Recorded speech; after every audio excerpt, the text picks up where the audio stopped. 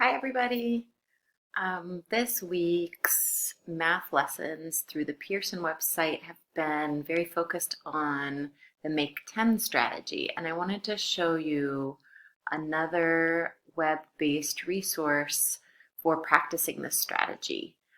So if you didn't quite get it the first time around, this would be a great place to practice it again. Or if Pearson website is giving you trouble, this is a place that you could practice it. So you'll find the link on our first grade website on the math page at the bottom of the lessons for this week. And when you click on the link, you'll end up here at gregtangmath.com. This is a really great website, and I would like to make some other videos showing you some of my other favorite games, including Math Limbo and Kakuma, but for now, we're going to scroll down to Teaching Games and click on Break Apart. So there are some directions right here that are important to know. To enter a number in the box, you click one of the four numbers at the bottom. The boxes must be answered in order. Only the box with the question mark can be completed. And incorrect answers are not accepted and add a 5-second penalty to your final time. Don't worry about your final time though. This is just for practice. If you ever get stuck and need help, click the hint button to eliminate one of the incorrect answers. Each hint adds 5 seconds to your final time. We're going to click on addition. And right here is where it has the Make 10 strategy. That's what we're working on. And I'm going to start with some easy examples, but this is a great place to come if you want hard examples too. So I'm going to make another video about the Make 10 strategy and why it's important, but just in short, most first graders usually count on to add numbers. So for example, if you saw 7 plus 5, most first graders would start with the big number 7 and count on 8, 9, 10, 11, 12. The Make 10 strategy might seem a little bit slower at first than counting on when you're learning it, but when you move on to second grade and third grade and start to work with larger numbers, you'll find that the Make 10 strategy is actually a quicker strategy. And we'll talk more about that. We're just being introduced to it in first grade. You do not have to have it mastered. It's just a time to start to get to know it and know that in second grade, you will spiral back around to it. So on the Greg Tang math site, this is how I'm going to look at this problem. I'm going to look at the 7, and I'm going to start with this question box. How can I make 10 using 7? So 7 plus what is 10? 7 plus 3 is 10, so I'll click on 3. Now I'm looking at the 5 because I'm breaking this 5 apart into 3 and the rest. So I know that 3 plus 2 is 5, so I'm going to click on 2. And I'm going to use this information to solve the final problem. So I know that using the 3 from this 5 and that 7, I made 10, and that 10 plus 2 is 12. Let's try another one.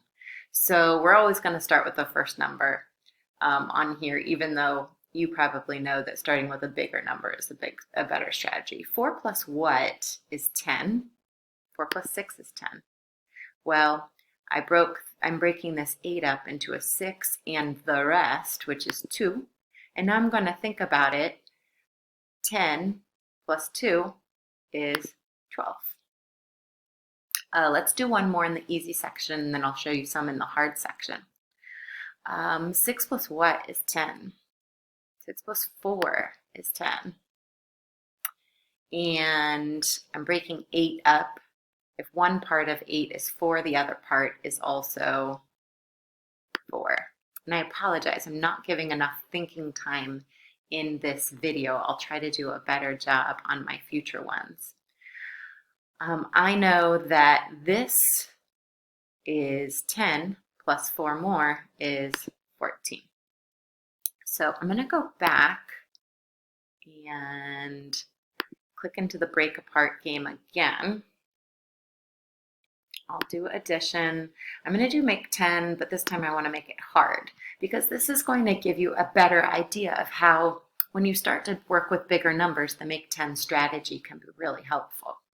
So now I'm thinking about 69, and instead of making 10, I want to move to the next number when I'm skip counting by tens. So 10, 20, 30, 40, 50, 60, 70, 80, 90, 100.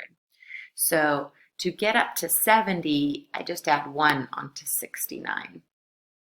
I'm breaking this 2 apart. I broke it into 1 to get me to the next 10 or 70. And the other part of that 2 is a 1. So now I know that my answer is 70 plus 1 more, which is 71. Let's try another one.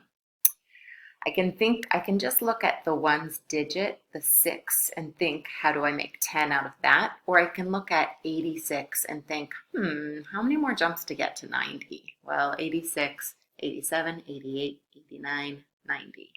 In 4 more, I'll get to 90. Now I'm thinking about, well, I was trying to add 7 altogether. 7 is the same as 4 plus 3.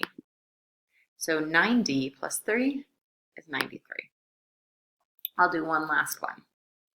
I'm going to break apart 7 so that I can easily jump from 27 to 30 and then jump on as much as I need to get to my final answer.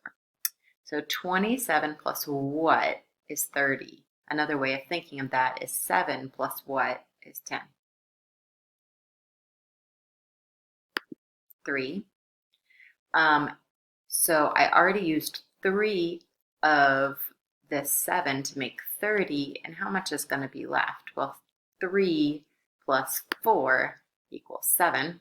So now I'm going to take my 30, add 4 more, and I've got 34. I hope this was helpful. It's a fun tool to play around with, and I encourage you to check out other games on the Greg Ting website. They all have a learn mode, so you can see their introductory videos, and I will try to post some in the future as well.